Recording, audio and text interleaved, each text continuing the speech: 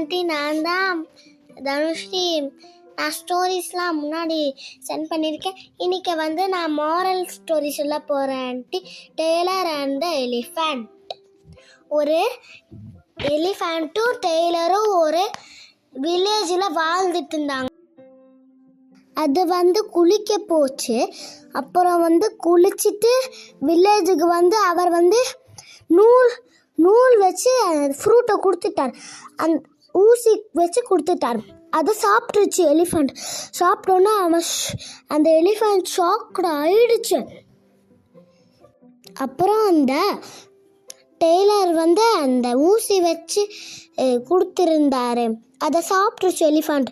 சாப்பிட்டுட்டு அழுக்கு தண்ணியை எடுத்துட்டு அந்த துணிகள் மேலெல்லாம் தெளிச்சிருச்சு.